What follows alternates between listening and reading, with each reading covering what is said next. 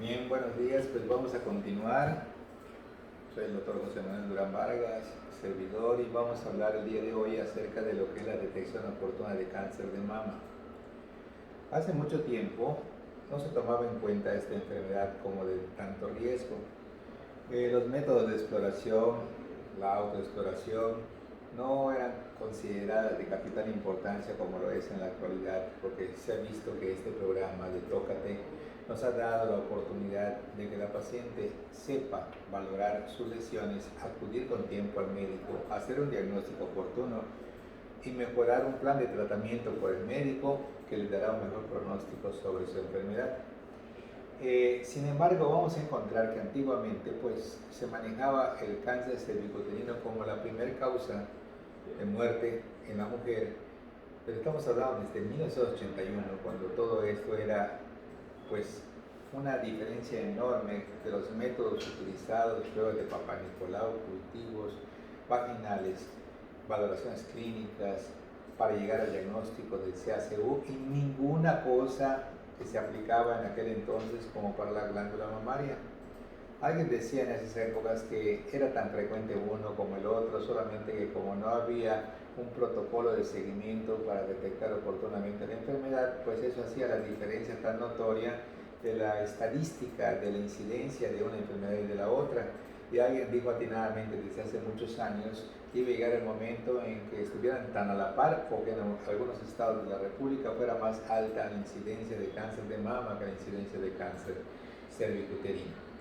Bien, ya hablamos de lo que es la citología vaginal, ya hablamos de las edades en que se deben de realizar, la frecuencia como se deben de realizar, la forma como se debe de tomar, la forma como se debe de enviar, la forma como se debe de interpretar, y que la paciente esté consciente de si está bien o requiere algún tratamiento para no pasar a la siguiente etapa. Hoy vamos a hablar de algo que es muy fácil, que es la detección oportuna de cáncer de mama. Para esto hay 4 signos cardinales que tenemos que tomar en cuenta, que es 1, secreciones; 2, retracciones del pezón; 3, nódulos; y 4, cambio de coloración.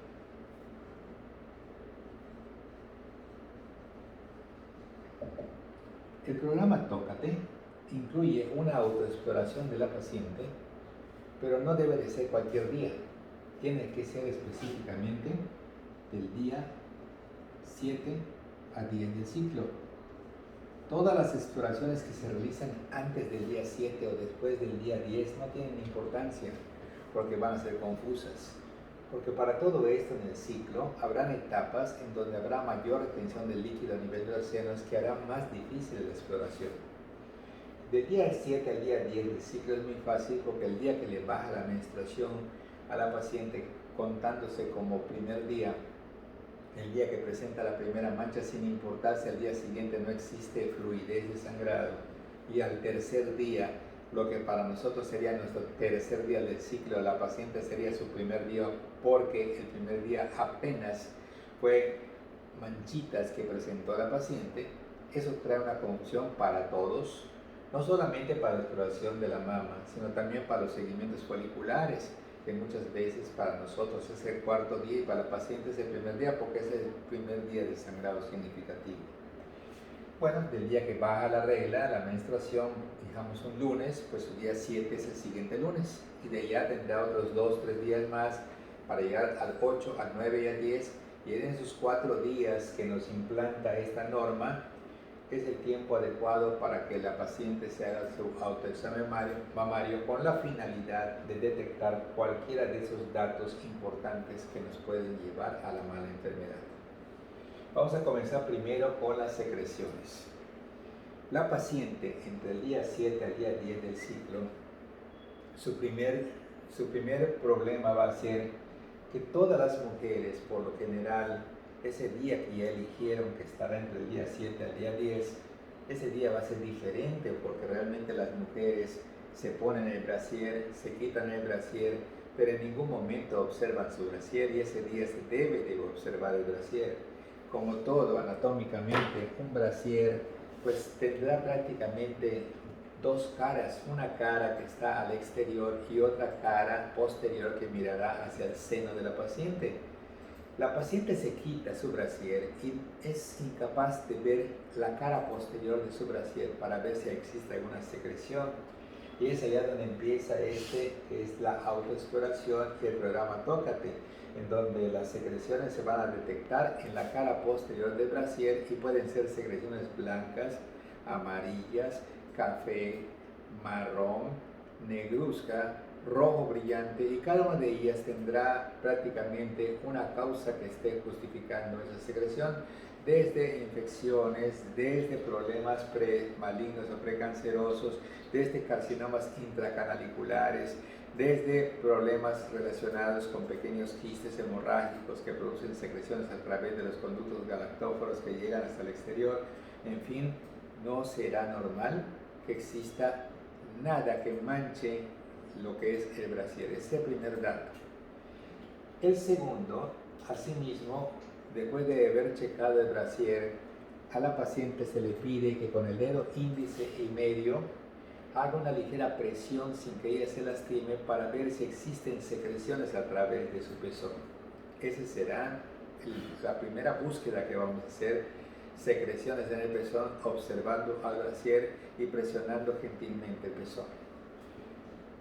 Las retracciones del pezón, la paciente se pondrá frente al espejo y podrá ver que sus pezones son simétricos y que si alguno de los pezones está comprimido, no es para que la paciente agarre y estimule este pezón y se ponga normal, porque ya desde ese momento algo anda mal. Las retracciones del pezón pueden ser resultado de fenómenos retroareolares a nivel intracanalicular, que el único dato clínico sería que el pezón inicialmente está menos prominente, o es decir, comprimido, y que en el momento del estímulo queda normal como el otro. Eso ya no es válido. O sea que al quitarse el brasier, los dos pezones, estando de frente, deben estar simétricos. Y la asimetría será un motivo para la consulta. Empieza el problema principal de todas las técnicas para el autoexamen. Y esta es la más fácil para mí, porque en vez de estar poniendo el brazo hacia arriba y poniendo la mano dirigida hacia la izquierda y que luego el brazo hacia abajo y poniéndolo hacia arriba y luego que normalmente hacer cierta presión, no, eso confunde mucho a la paciente. Es más fácil pensar que estos senos corresponden a relojes, ¿verdad?, que tienen un horario, y que la paciente normalmente se va a autoexplorar poniendo más jabón de lo normal en su seno y procurando hacer un teclado de la periferia hacia el centro como si siguiéramos el horario de un reloj, y la paciente con la mano derecha hará normalmente movimientos como si fuera un teclado de piano para bajar de la periferia hacia el pezón, y así estaremos pasando a las 12 y luego pasaremos a la 1 y luego a las 2 y luego a las 3 y luego a las 4 hasta que terminemos nuestro horario.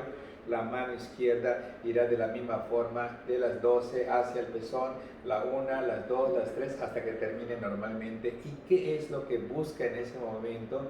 Esa palpación sutil que estamos haciendo con los dedos. 1, que hayan zonas de dolor, ¿sí? 2, la presencia de resistencia, que son los nódulos. Y ante eso, no es la paciente la que tendrá la experiencia de decir si es real lo que siente, sino que será el médico el que va a hacer esa palpación, y será el médico que se acompañará de un ultrasonido, porque nosotros como médicos y como especialistas hemos visto que nuestra relación clínica no es al 100% de la que vemos en el ultrasonido. En ocasiones palpamos senos completamente anormales y encontramos ahí un principio de un cáncer, un proceso neoplásico de 2 centímetros que muchas veces no pudimos palparlo porque estaba un poco profundo, y nosotros decimos senos normales. Por eso el ultrasonido es un complemento no invasivo en este caso, ¿verdad?, que normalmente nos ayuda a corroborar nuestro diagnóstico. Y además de eso, pues hay otras cosas adicionales, que es la mamografía, ¿verdad?, y la resonancia y otro tipo de estudios que serán importantes en la glándula mamaria para su detección oportuna de esta mala enfermedad. Entonces, ya teniendo esos nódulos o zonas sensibles de dolor en un punto específico, el médico se encargará de confirmar la presencia o la ausencia de esos nódulos, y finalmente la paciente debe de ver toda la superficie del seno para ver que tenga un color uniforme y que si existe un color enrojecido o una hiperemia en la piel, eso, si es secundario a la picadura de un insecto, llámese una hormiga, una cucarachita o lo que sea, pues estas picaduras no tardan más allá de 3 horas, y quiere decir que en la tarde, si se vuelve a explorar y sigue estando en enrojecimiento, eso será un signo de alarma de quizá un carcinoma inflamatorio que se quiere establecer cerquita de la piel, y por lo tanto esos van a ser los 4 datos que vamos a buscar nosotros en una exploración. El primero va a ser prácticamente las secreciones vigilando la parte posterior del brasier. Independientemente de la cantidad y el color, su presencia será motivo de acudir con el médico. La segunda, que los pezones sean simétricos y el hecho de que uno esté retraído, lo comprimamos y salga al exterior en su posición natural, eso no significa validez como para evitar un examen. 3. La presencia de nódulos se harán con mucho jabón en el seno, mano derecha a seno izquierdo, mano izquierda a seno derecho, y lo que es la palpación gentil irá de la periferia hacia el centro, tomando en cuenta como si fuera un reloj. Y vendremos las 12, la 1, las 2, hasta que terminemos todo el horario. Mano izquierda pasará al otro lado, las 12, la 1, las 2, y si detectamos zonas de dolor específico o zonas de resistencia, será motivo para acudir con el médico. Finalmente, la presencia de cambio de coloración de la piel nos dará nuestro cuarto dato. Esto se debe de hacer una vez cada mes, no en cualquier día que se le ocurra a la paciente, no está en base a sus actividades, sino en base a su ciclo menstrual, y se debe de realizar entre el día 7 al día 10 del ciclo. Fuera de ese tiempo, no tiene validez la autoexploración, porque si estamos en el día 6, todavía estamos en el efecto hormonal del periodo menstrual. Si estamos en el día 11 o 12, estamos en la fase ya cercana a la ovulación, que es la fase preovulatoria.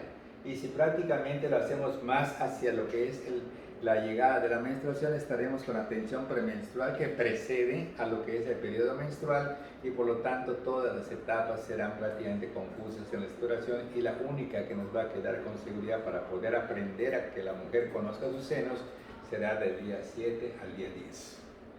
Entonces, esto lo puede aplicar un estudiante de segundo o de tercer año, y eso le va a dar muchas ventajas para que la mujer pueda hacer conciencia de sus riesgos en esta terrible enfermedad que es la de los senos. Cuando hablamos de problemas neoplásicos, entonces ocurre como los ejemplos vulgares. De pronto vemos un joven distraído, de alto riesgo, que se droga, que toma, que fuma, que no le interesa la vida, y de pronto se muere su papá. Su papá, un multimillonario acaudalado por todos lados, y que le deja una herencia bárbara que no se la va a gastar con todos sus vicios y su vida tan rebelde. Él tuvo un beneficio desde el punto de vista monetario, cuando realmente era un vago, un hombre sin futuro, y el que trabajó todo fue su papá. Así como normalmente existen enfermedades transmisibles y existen herencias también de transferencia, entonces nosotros podemos apreciar que de pronto vemos a una persona que es completamente vegetariano y que de pronto se hace unos análisis para entrar a trabajar a algún lado y tiene 1500 de colesterol y tiene 500 de triglicéridos. Y la primera pregunta lógica que se va a hacer es: ¿cómo es que debe estar equivocado el laboratorio? Porque yo nunca como nada de grasas y por lo tanto no debo de tener hipercolesterolemia o hiperlipidemia. Y ahora resulta que empiezan a ver su árbol genealógico, resulta que la abuela o el bisabuela tenía unos problemas de grasa terribles en la sangre, y que ahora por mala suerte le cayeron a él. Así ocurren los factores hereditarios en el cáncer de mama, que cuando tenemos antecedentes de la línea materna, llámese mamá con cáncer de mama, la abuela con cáncer de mama, la hermana de la mamá con cáncer de mama, esa paciente tiene que cuidarse porque ella no se tenga la culpa. El factor hereditario sí es muy importante en esta enfermedad. Tienen el caso de esta artista Angelina Jolie, que normalmente tenía todos los factores genéticos para que a la fuerza, como la diabetes es una enfermedad de un gen de invasión parcial, de tal manera que sabemos que cuando el papá es diabético y mamá es diabético, nadie se salva. Los hijos serán diabéticos en una etapa de su vida, pero cuando nada más uno de ellos es diabético, bueno, tiene la fortuna de que a lo mejor, si se cuida, que no aumente de peso y los factores de riesgo para la diabetes no existen, entonces a lo mejor con una vida sana nunca desarrolla diabetes. Lo mismo pasa acá. Si la mamá, la tía y la línea materna, todos con cáncer de mama, una línea de un árbol genealógico bastante intenso, entonces ella decide prácticamente quitarse las glándulas mamarias, ponerse unas prótesis y entonces resuelve dos problemas, porque a ella a fuerza le iba a dar normalmente la mala enfermedad. Bueno, ya tienen ustedes un ejemplo de lo que es la detección oportuna del cáncer de mama, la detección oportuna del cáncer cervicuterino. Y ahorita para completar vamos a hablar de lo que es irrigación de la pelvis, nada más que es muy importante la irrigación de la pelvis.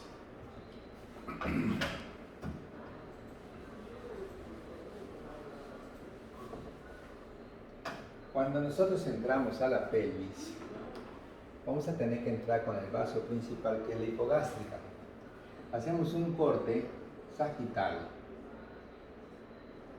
Y como vimos también cuando vimos pelvis, vimos al promontorio, la concavidad sacra, vemos acá adelante lo que es la simpis del pubis.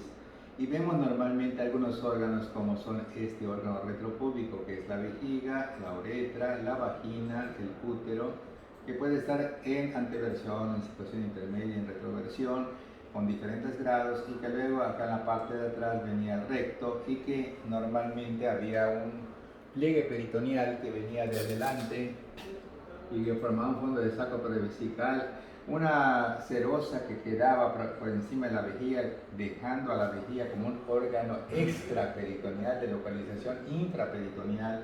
Y luego vimos prácticamente lo que era el ligamento ancho, pasando directamente y rodeando con hoja anterior y hoja posterior al útero. Y luego veíamos acá a lo que es el fondo del saco de Douglas, y esto se empezaba a ir y se rodeaba normalmente al mesocolon sigmoide, y luego se rodeaba al intestino delgado, y luego otra vez al intestino delgado, y luego otra vez al intestino delgado, y luego había un páncreas acá, y luego otra vez al intestino grueso, y luego otra vez que venía normalmente acá, y entonces teníamos al estómago y aquí teníamos al hígado en una estructura de un corte sagital de cómo el peritoneo iba cambiando y pasando por diferentes lugares. Bueno, pues tomando en cuenta eso, vemos cómo hay una arteria que a nivel de L4 termina dividiéndose en dos ramas, y en L5 termina dividiéndose en otras dos ramas, ¿correcto? Y si las vemos de frente, esta arteria, estaríamos en L4 y nos referimos a la aorta y su última rama, que viene siendo la sacra media posterior. Y en L5 vemos una arteria que se dirige hacia el ligamento inguinal, otra arteria con dirección oblicua hacia el ligamento inguinal, las femorales que se proyectan hacia abajo, y la que nos interesa ahorita es la que viene quedando hacia adentro, ¿verdad? Una hipogástrica o ilíaca interna, y esta hipogástrica es la encargada de la irrigación de la pelvis, tanto visceral como parietal. Entonces la hipogástrica, junto con ilíaca interna o hipogástrica y la ilíaca externa, sus ramas van a ser la ilíaca externa, pasa el ligamento inguinal y se convierte en femoral, pero antes de salir emitía dos ramas, que era epicircum, que era epigástrica inferior profunda, que era una rama que seguía sobre la cresta ilíaca, y esta era la circunfleja ilíaca profunda, y la otra que venía, que es la epigástrica inferior, que se proyecta acá arriba y que se unía con una que venía de acá abajo, y que esta venía de aquí y de acá, que era la torácica interna o lumbar interna, formando puentes de vasos importantes que entraban a funcionar adecuadamente cuando habían problemas obstructivos, como en el síndrome de Leriche, cuando se tapaban los vasos en pacientes que fumaban demasiado y la circulación no podía pasar adecuadamente a los miembros inferiores, y se utilizaba este puente entre la epigástrica superior y la epigástrica inferior, y luego pasaban directamente hacia el miembro inferior. Entonces, lo importante ahorita es ver cómo están las ramas que vamos a estudiar de la ilíaca interna, porque esta ilíaca externa nada más tiene a la epigástrica inferior profunda. Esta arteria epigástrica inferior nos va a dar una rama púbica,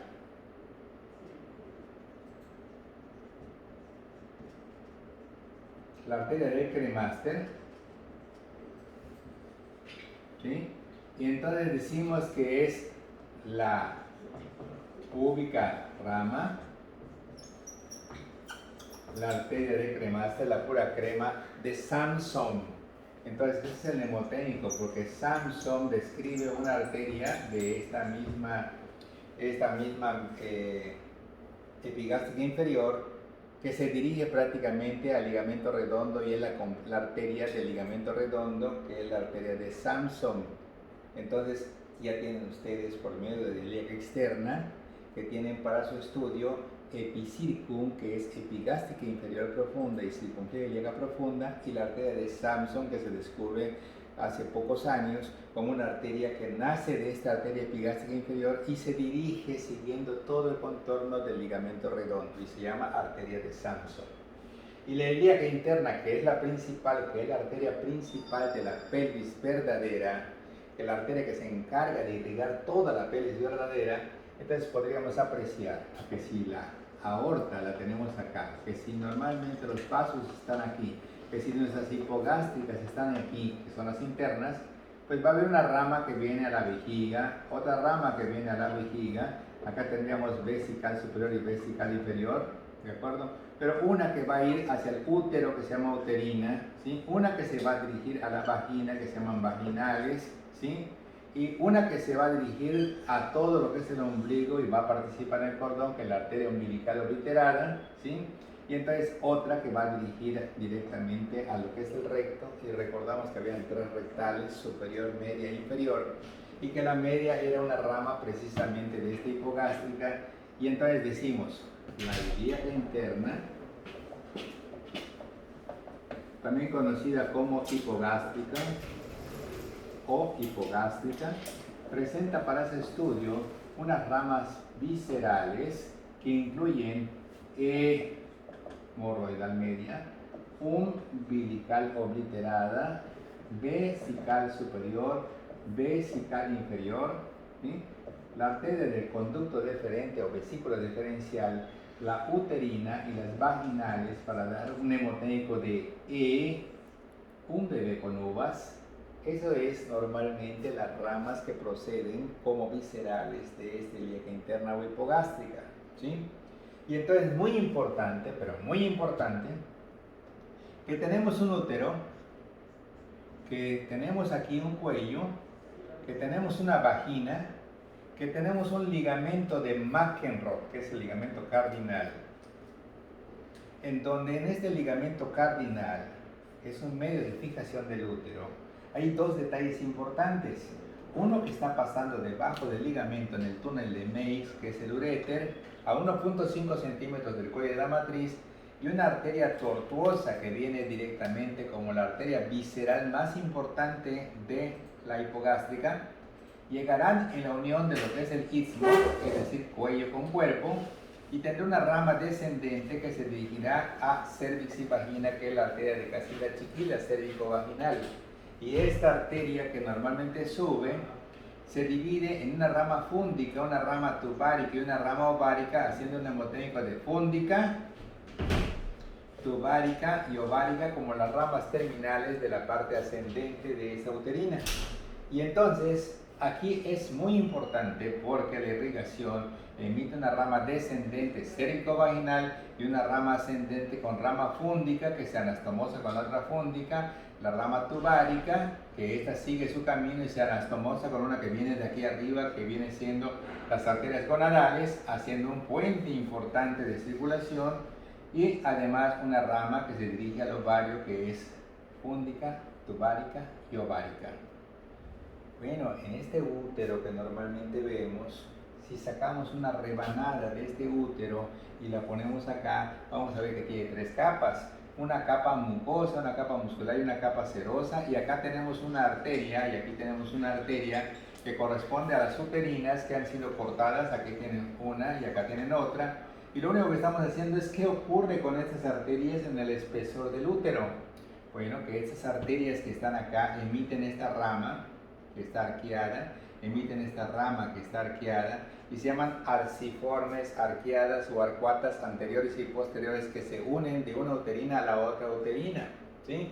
Y de ellas, en ángulo recto, salen normalmente las arterias a 180 grados, ¿sí? a 90 grados prácticamente en ángulo recto, salen, verán 90 grados y 90 grados, y se dirigen normalmente como radiadas, como los rayos de una bicicleta, en dirección al endometrio. Y ya estando directamente en el endometrio, si nosotros tenemos el endometrio acá y tenemos una arteria que ha ido atravesando de aquí para acá, entonces esta arteria que fue la radiada, ¿sí? Llegando aquí, unas vienen de acá y otras van a la luz, entonces la que está acá es la basal, la que está acá es la espiral, la que se encuentra acá es la radiada, ¿correcto? La que se encuentra acá es la arcuata. Entonces vemos que A, B son todas las ramas que tiene normalmente la uterina. Repitiendo, la uterina es la arteria visceral más importante de la hipogástrica. La pudenda interna es la arteria principal más importante del periné. La glútea superior es la arteria de mayor calibre de todas las arterias que tiene la hipogástrica. Y la arteria isquiática y ocasionalmente la glútea inferior son las que brindan la arteria satélite del nervio ciático. Estas arterias que estamos viendo, cuando llegan al útero, llegan al istmo, en la unión del cervix con el cuerpo, se divide en una rama descendente que a su vez emite una rama para el cervix y la vagina cérvico-vaginal y una rama ascendente que corre a los lados del útero en dirección al fondo. Termina en 3 ramas terminales: fúndica, tubárica y ovárica. La fúndica se une con otra fúndica, la tubárica siguiendo la trompa, la ovárica siguiendo el ovario, y en el mesovario se unen con las arterias que vienen directamente de la aorta, que son las arterias gonadales. Estas arterias empiezan a pasar con ramas anteriores que unen una uterina con la otra, y de esta manera tienen radiadas, y cuando llega al endometrio terminan en basales y espirales, dando un mnemoteico de árabe, donde la A es arqueada, Ra es radiada, B es basal y E es espiral, y de esta manera ya tenemos una irrigación importante del útero. Muy pero muy importante, como ocurre con muchos alumnos que desconocen esta anatomía y que normalmente menosprecian las cesáreas, y tenemos nosotros un útero que va a ser prácticamente intervenido de una cesárea. Hacemos un corte a este nivel. Tenemos los vasos que se localizan a este nivel, con su rama ascendente y rama descendente, con su rama descendente y su rama ascendente, y entonces este corte es arciforme, en forma de arco, de tal manera que si lo hacemos lineal, entonces el corte, cuando digan hacer el producto, pues esto continúa, me rompe este vaso y nos quedamos sin uterinas, ¿de acuerdo? Entonces ha pasado que en ocasiones nosotros hacemos una histerotomía arciforme, y aunque nosotros no saquemos bien al bebé o no controlemos su salida, lo único que puede pasar es que esto se proyecta hacia arriba como una risa guasónica, pero no hay afectación de vasos. Y si nosotros agarramos esta que es lineal, por más que querramos proteger, la misma abertura siguiendo el eje principal romperá prácticamente los vasos y provocará una fuerte hemorragia. Todavía así, el residente de alto riesgo pondrá sus pinzas en ambos lados y dudará de ligarlas porque están ligando la fuente principal de circulación. Y cuando lo liga, porque él cometió el error de haber hecho lineal en vez de arciforme, y metió la mano y hubo un movimiento de extracción brusco que provocó la prolongación de la histerotomía y la ruptura de los vasos se pueden ligar fácilmente y no pasa nada. ¿Por qué?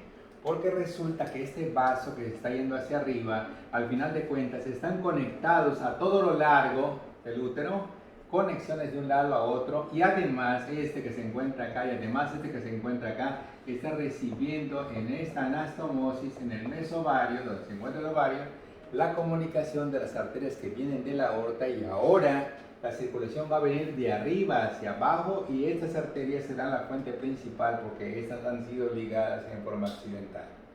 Entonces para todo está preparado Dios, en el sentido de residentes de alto riesgo que en un momento dado les estás diciendo, les estás explicando, pero hacen lo que dé su regalada gana, y cuando tú dejas la libertad de que ellos hagan lo que quieran y tú no te estresas porque sabes que no va a pasar nada, ahora tú eres el que le insiste, pues lígalo porque tú lo cortaste, pero se va a morir, pues lígalo. Y después dice el residente, creo que fue un milagro, doctor. No es que sea un milagro, es que las cosas ya están preparadas para gente tan inepta como tú, que no tiene conocimientos, ni principios, ni recursos quirúrgicos para realizar lo que están realizando.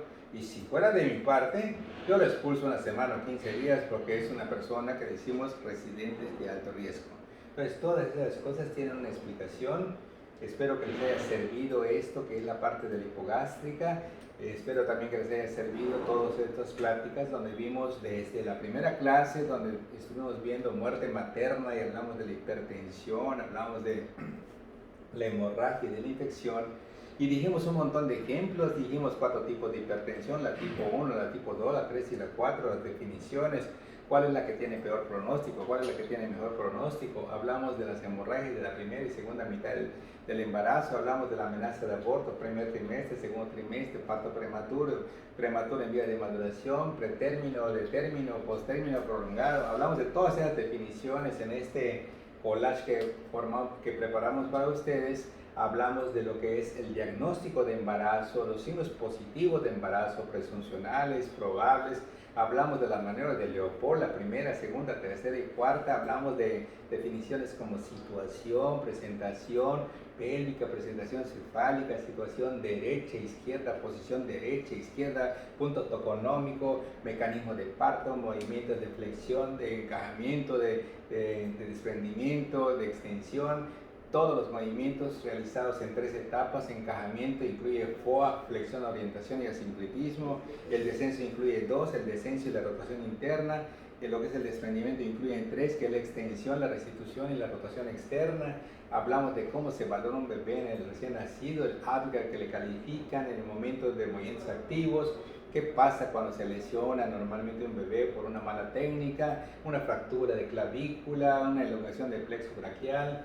Hablamos también de las etapas de lo normal en una primigesta, en una multípara. Hablamos también de todo lo que corresponde a las etapas del alumbramiento, Schultz y Duncan. Hablamos del puerperio dividido en inmediato, mediato y tardío. Y hablamos también de un control prenatal, de cuánto debe de sufrir, adaptación materna al embarazo, periodo de involución en el puerperio. Bien, espero que les haya sido de utilidad. Yo agradezco aquí a Dan pues el interés que tuvo para tratar de solicitarme a mí, que me encanta hacer todo ese tipo de dinámicas, y a ustedes por ser los oyentes de estos audios que amablemente yo les paso con la finalidad de que pueda ser de utilidad para sus próximos exámenes y sus conocimientos básicos en esta hermosa carrera de medicina y esta hermosa materia de ginecología y obstetricia. Que tengan un excelente día y estamos pendientes de acuerdo a lo que Dan me pueda sugerir de parte de ustedes. Gracias.